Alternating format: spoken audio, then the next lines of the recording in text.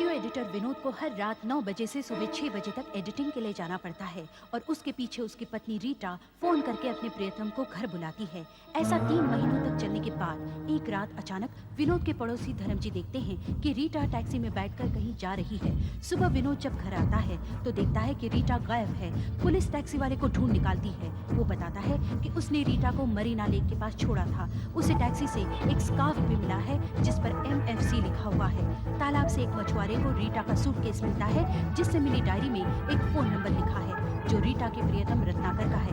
रत्नाकर बताता है कि वो रीटा से मिलने मरीना लेक गया था मगर वो वहाँ उसे मिली ही नहीं। पुलिस निर्णय लेती है कि मरीना लेक का चप्पा चप्पा छान मारा जाए। अब आगे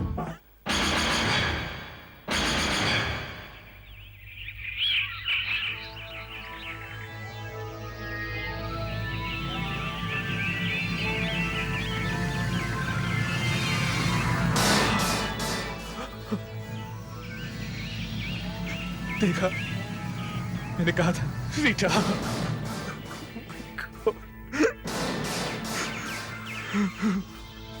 मैंने आपसे कहा था ना, रीटा को जरूर कुछ हुआ है। लाश को फौरन पोस्टमार्टम के लिए भेज दो। Okay sir.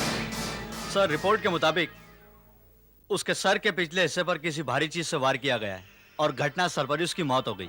उसके बाद उसकी लाश को उठाकर तालाब में फेंक दिया गया। मौत किस वक्त हुई है? 20 तारीख की रात को 12 से 1 के बीच, जिस वक्त वो घर से गायब हुई थी सर। एक ही आदमी है जिसके पास खून करने की वजह है और वो घटनास्थल के पास में था। रत्नाकर। रत्नाकर को तुरंत गिरफ्तार करो। Yes sir. ये मेरे खिलाफ एक साजिश है। मैंने रीटा को खून नहीं किया। तो फिर किसने किया? हो सकता है ये खून विनोद ने किया हो। मगर रीटा का खून तो रात करीब 12 से 1 के बीच में हुआ था और उस वक्त विनोद आपके स्टूडियो में एडिटिंग कर रहा था। फिर ये हो सकता है कि कोई और हो, यानी कि कोई तीसरा। तीसरा? तीसरा कौन? हो सकता है ये खून विनोद ने कोई तीसरे आदमी से करवाया हो। आप एक बात बताइए, आप इस स्कार्फ के बारे में कुछ जानते हैं? ये स्कार्फ MFC? कौन है ये MFC? क्या तुम उसे जानते हो? MFC कोई आदमी नहीं, एक कंपनी है। कंपनी? क्या तुम जानते हो ये कंपनी कहाँ है? MFC यानी कि मोहनलाल फिल्म्स कॉस्ट्यूम्स। ये तो टीवी सीरियल और फिल्म में कपड़े भाड़े पे देते हैं। हवलदार, मोहनलाल फिल्म्स कॉस्ट्यूम के मैनेजर को लेके आओ। जी हाँ, मैं ही हूँ मोहनलाल फिल्म्स कॉस्ट्यूम का मैनेजर। लेकिन आपने मुझे यहाँ क्यों बुलाया?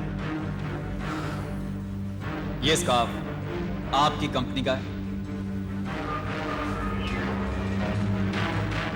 जी हाँ, ये हमारी कंपनी का ही है। अपने हर कपड़े पर ऐसा निशान लगाते हैं ताकि शूटिंग कंप्लीट होने के बाद हम अपने कपड़ों की पहचान आसानी से कर पाए। ये स्कार्फ हमें एक टैक्सी में 20 तारीख की रात को मिला है। ये वहां कैसे पहुंचा? सर, ये तो मुझे नहीं मालूम कि ये वहाँ कैसे पहुंचा, पर 18 तारीख को एक टीवी सीरियल की शूटिंग के लिए ये स्कार्फ हमने भेजा था। वहाँ से वापस आया ही, शायद उनसे खो गया। हमने फाइन भी किया था उन पर 100 रुपये, और ये 100 रुपये हमने उनके प्रोडक्शन मैनेजर से लिए थे। उसका नाम है उल्लास। जी हाँ, मैं उल्लास हूँ। क्या आप इस स्कार्फ को पहचानते हैं? अरे पहचानता? बिल्कुल पहचानता हूँ। ये स्कार्फ हमारी पिछली शूटिंग में इस्तेमाल किया गया और फिर अचानक न जाने कहाँ गायब हो गया। इस स्कार्फ के खो जाने की वजह से मुझे मोहनलाल ड्रेस वाले को 100 रुपये देने पड़े, और तो और कंटिन्यूटी में भी बड़ी परेशानी आई। हाँ, 1 मिनट। आशा, 1 मिनट। क्या बात है उल्लास भाई? इंस्पेक्टर साहब आए हैं, आपसे बात करें। हेलो। आशा, तुम्हें याद है पिछली शूटिंग में ये स्कार्फ तुम्हारे पास था ना, और फिर अचानक गायब हो गया था? अरे हाँ, ये तो वही स्कार्फ है। लेकिन ये आपको कैसे मिला?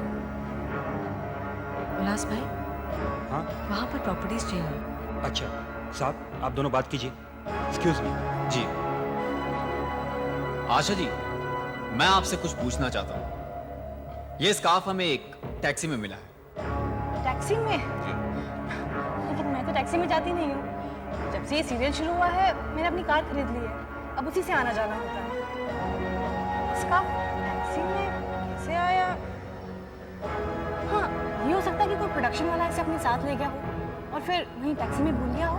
आप किसी रत्नाकर, रीटा या किसी एडिटर विनोद को जानती हैं? रीता या विनोद, नहीं, इनके बारे में तो मैंने कभी कुछ नहीं सुना। हाँ लेकिन रत्नाकर, कहीं आप वो प्रोड्यूसर रत्नाकर की बात तो नहीं कर रहे जिनका अपना स्टूडियो भी है? जी हाँ, उन्हीं के बारे में पूछ रहा हूँ। हाँ जानती तो हूँ, लेकिन इतनी अच्छी तरह नहीं। एक दो बार काम के सिलसिले में बात हुई है, लेकिन उन्होंने कभी मुझे रोल ऑफर नहीं किया। इसका मतलब आप मुझे ये नहीं बता सकते कि ये स्कार्फ टैक्सी में कैसे पहुंचा? क्या मानो, लेकिन आप ये सब मुझसे क्यों पूछ रहे हैं? रीटा नाम की एक औरत का खून हुआ है और उसी खून के सिलसिले में मैं आपसे पूछताछ करने आया हूँ। उनका सिलसिला? जी हाँ। तुम्हें यहाँ नहीं आना चाहिए था। पुलिस आज सेट पे इंक्वायरी करने आई थी। विनोद, ये तुमने मुझे कहाँ फंसा दिया? तुम तो कह रहे थे कि मुझे रोल दिलवाने के बदले में मैं तुम्हारे लिए एक छोटा सा काम कर दूं, मगर तुमने किसी से कहा तो नहीं कि तुम यहाँ आ रही हो? नहीं, मगर पुलिस कह रही थी कि रीटा का खून हो गया है। ये सच है। सच है? मगर ये हुआ कैसे? देखो विनोद, तुम्हें मुझे सब कुछ सच सच बताना पड़ेगा। सब बताता हूँ तुम्हें, सब बताता हूँ। 6 महीने पहले की बात है। एक दिन एडिटिंग करते करते मेरी तबीयत कुछ खराब हो गई थी, तो मैं घर जल्दी लौट आया। घर पहुंचने पर देखता हूं कि रत्नाकर की गाड़ी मेरे घर के बाहर खड़ी थी।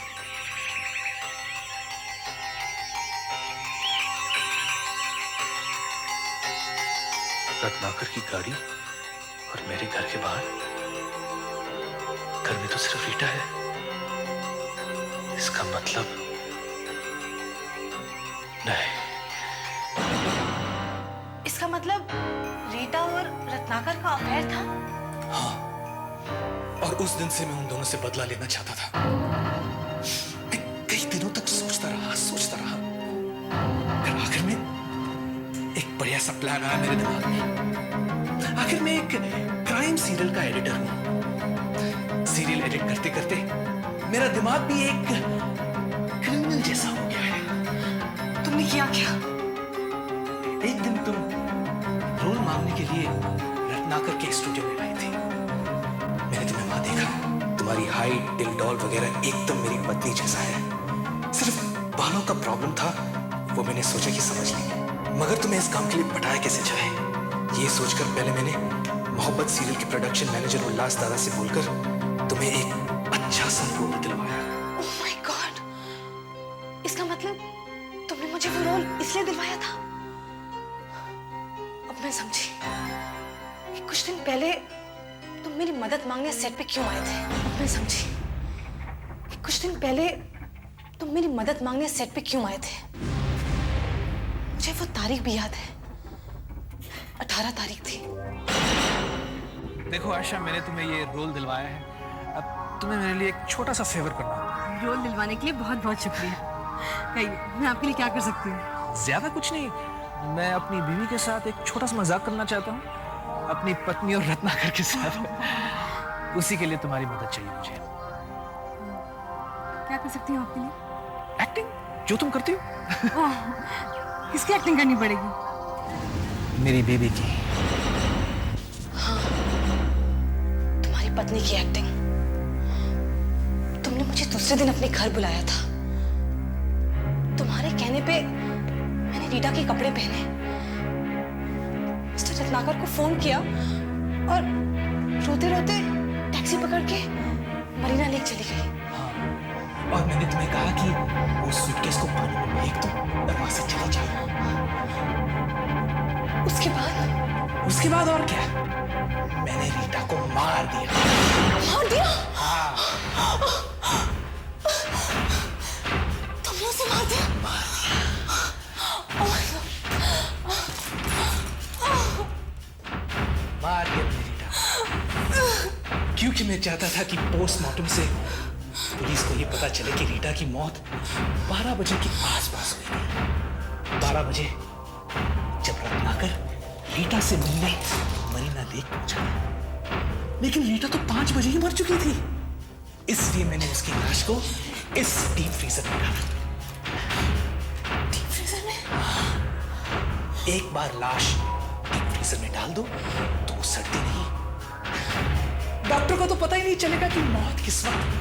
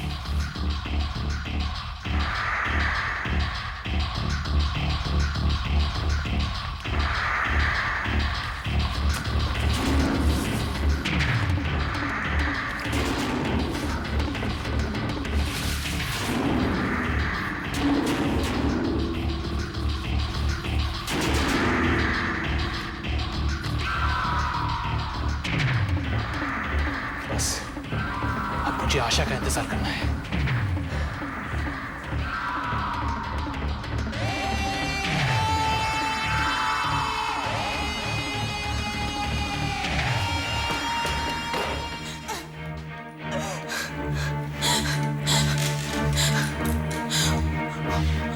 और मैं शाम को पहुंच गई तुम्हारा एहसान चुकाने के लिए।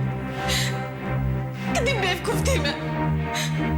मुझे पहले ही समझ आना चाहिए था कि कुछ गड़बड़ है। मगर आप अपनी पत्नी के साथ ऐसा मजाक कर क्यों रहे हैं? बस एक छोटा सा मजाक है, नथिंग सीरियस। मगर कुछ नहीं। देखो तुम एक एक्ट्रेस हो, बस अपना काम करती जाओ।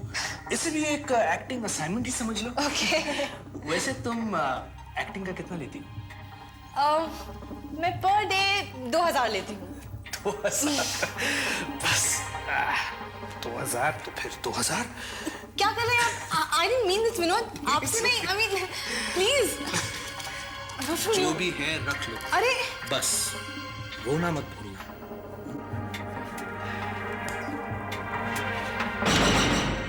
अच्छा अब मैं एडिटिंग के लिए जा रहा हूँ। जो काम करने के लिए कहा था बिल्कुल मत भूलना। ओके ठीक है।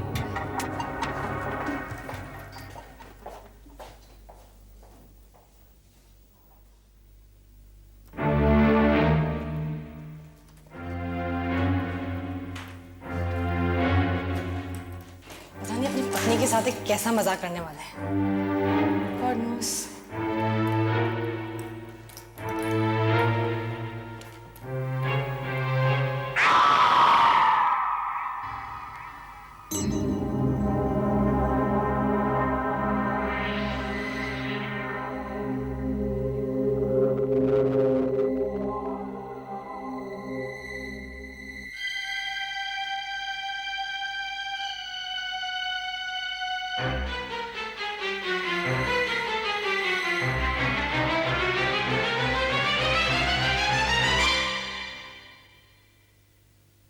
आइसक्रीम।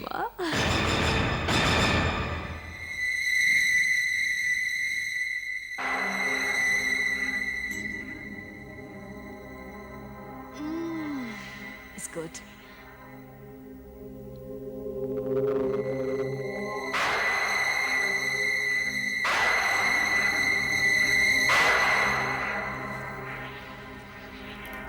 उसको बंद तो कर दूं मैं। लाश के ऊपर मैंने श्रीखंड और आइसक्रीम रख दी थी। लेकिन मुझे तो लाश दिखी ही नहीं। हाँ बाकी सब एकदम प्लान के मुताबिक हुआ। जाते समय मैंने फ्रीजर बंद कर दिया, बर्फ पिघलनी शुरू हो गई। 12 बजे के आसपास फ्रीजर गर्म हो गया, लाश सड़नी शुरू हो गई। सुबह 5 बजे जब मैं घर लौटा तब मैंने लाश को उठाकर कार में डाला और जाकर मरीना लेक में फेंक दिया। Plan complete. डॉक्टर कहते हैं कि रीटा की मौत 12 बजे के आसपास हुई। 12 बजे जब रत्नाकर रीटा से मिलने वाला था। इसका मतलब रत्नाकर ने रीटा को मारा ना? मुझे नहीं पता था कि मैं खून में हाथ बटा रही हूँ। हाँ, बस तुमने 2 गलतियां की। एक, तुमने वो स्कार्फ टैक्सी में छोड़ दिया और दूसरी, बिना किसी बताए तुम यहाँ चली आई। अब किसी को पता भी नहीं चलेगा कि तुम गायब हो गई हो। मतलब कि मैं तुम्हारा भी खून करने वाला हूं।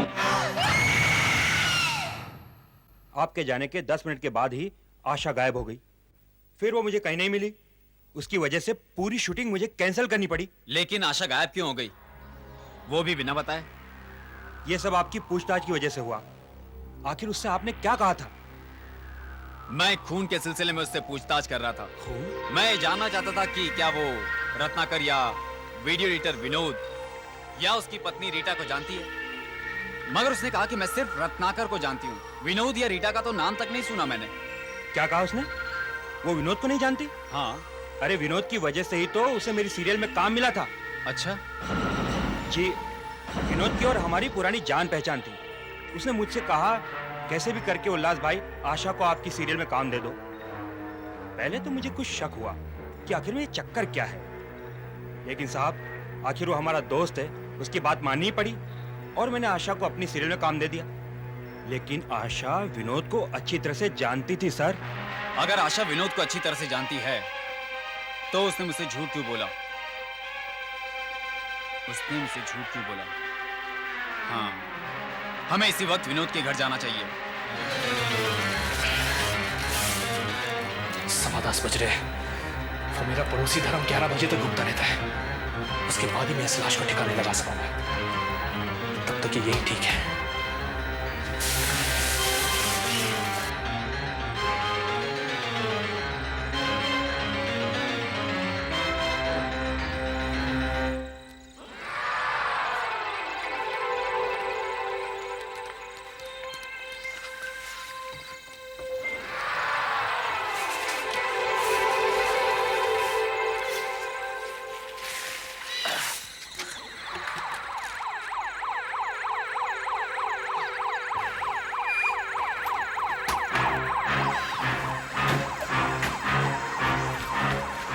मिस्टर विनोद, मुझे आपके घर की तलाशी लेनी। तलाशी? सर, लेकिन सर देखिए, आप ऐसे क्या चाहिए आपको? क्या ढूंढ रहे हैं आप इंस्पेक्टर? विनोद साहब, आशा नाम की एक एक्ट्रेस आज दोपहर से गायब है। क्या आप उसे जानते हैं? आशा? अरे हाँ, उसे तो मैंने रोल दिलवाया था अपने दोस्त उल्लास से कहकर। लेकिन जब मैंने उससे पूछा कि आप विनोद को जानती हैं तो उसने कहा ना। उसने झूठ क्यों बोला? और उसके बाद वो शूटिंग छोड़कर न जाने कहां चली गई। उसने झूठ क्यों बोला? कहां गई होगी वो? सर मैंने सारा घर छान मारा लेकिन वो कहीं नहीं मिली। देखा इंस्पेक्टर, मैंने आपसे कहा था ना। अरे उसे तो इस घर का पता भी नहीं मालूम। उसने झूठ क्यों बोला? कहां गई होगी वो? मुझे तो लगा वो यहां जरूर मिलेगी। मगर वो यहाँ नहीं आई है सर। ये आवाज कैसी थी? लगता है यहां से आई है। लगता है फ्रीजर खराब हो गया है सर। खराब?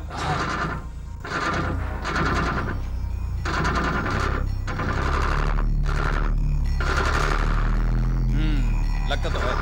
आवाज कुछ ठीक नहीं है। हाँ, मुझे मैकेनिक को बुलाना पड़ेगा। मशीन को कुछ ज्यादा ही काम करना पड़ रहा है। लगता है आपने कुछ ज्यादा सामान भर दिया। खैर, जल्दी से ठीक करा लो, नहीं तो सारा सामान खराब हो जाएगा और आपको फेंकना पड़ेगा।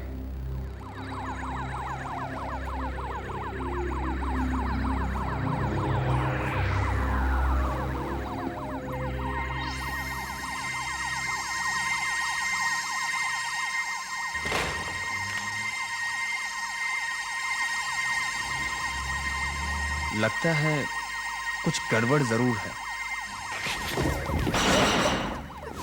क्या हुआ सर? नहीं कुछ नहीं हुआ, कुछ आर यू ओके सर? कोई बात नहीं, नो प्रॉब्लम। उस दिन भी जब मैं इस घर में आया था तब भी यहाँ पर पानी फैला हुआ था, मतलब कुछ गड़बड़ जरूर है।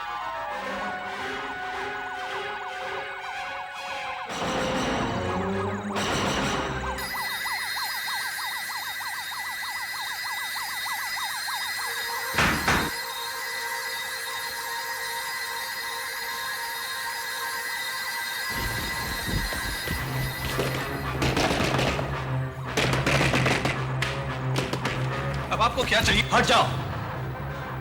हाँ? आपने बाहर कचरे के डब्बे में बहुत सारी आइसक्रीम और खाने का सामान फेंका है, क्यों? क्योंकि ये फ्रीजर खराब हो गया इसलिए। मुझे चाबी दो, मैं देखता हूँ, मैं ठीक कर लूंगा। चाबी मिल नहीं रही मुझे। चाबी मिल नहीं रही। देखिए, आप ऐसा नहीं कर सकते, आप ऐसा नहीं कर सकते, देखिए।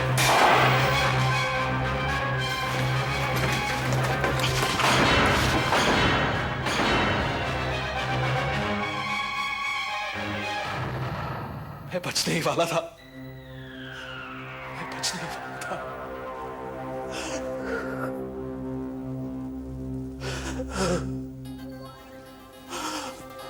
देख रहे हैं, आशा अपने आप बता रही कि उसका मुजरिम कौन है।